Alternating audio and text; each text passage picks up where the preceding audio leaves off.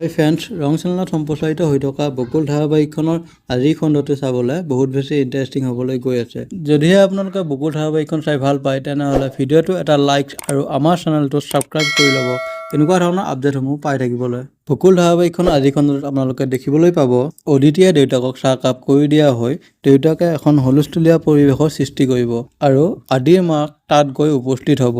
আৰু তেতিয়া দেউতাকে আদিৰ মাকক ক'ব, মই যদি এইখন ঘৰত থকা খোৱাটো বিচাৰা তেন্তে এতিয়াই তুমি আদি আৰু অদিতিক বেলেগ হৈ খাবলৈ দিয়া। এতিয়া বাৰু আদিৰ মাকে আদি আৰু অদিতিক বেলেগ হৈ খাবলৈ দিব পাৰিবনে নে তেওঁলোকৰ লগতে ৰাখিব জানিবলৈ পাব ধাৰাবাহিকখনৰ আজি এই খণ্ডটিত। আনফালে দেখিবলৈ পাব অদিতিয়ে আদিৰ ওচৰলৈ যাব আৰু দেউতাকে যে তেওঁলোকক বেলেগ হৈ খাবলৈ কৈছে সেই কথাটো আদিক জনাব আৰু তেতিয়া আদিয়ে অদিতিক ক'ব যে দেউতাই আমি এইখন ঘৰত থকাটো নিবিচাৰে, সেয়েহে দেউতাই এনেবোৰ কথা কৈছে।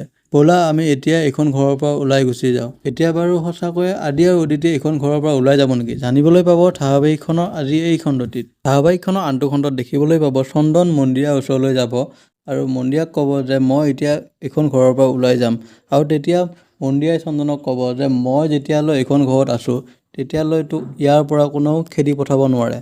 তেতিয়া বাৰু চন্দনে মন্দিৰাৰ লগতে সেইখন ঘৰত থাকি আকৌ নতুন কিবা ষড়যন্ত্ৰ ৰচিব নেকি জানিবলৈ পাব ধাৰাবাহিকখনৰ আজি এই খণ্ডটিত। যদিহে আপোনালোকে বকুল ধাৰাবাহিকখন চাই ভাল পায় তেনেহ'লে ভিডিঅ'টো এটা লাইক কৰি আমাৰ চেনেলটো ছাবস্ক্ৰাইব কৰি ল'ব। ধন্যবাদ।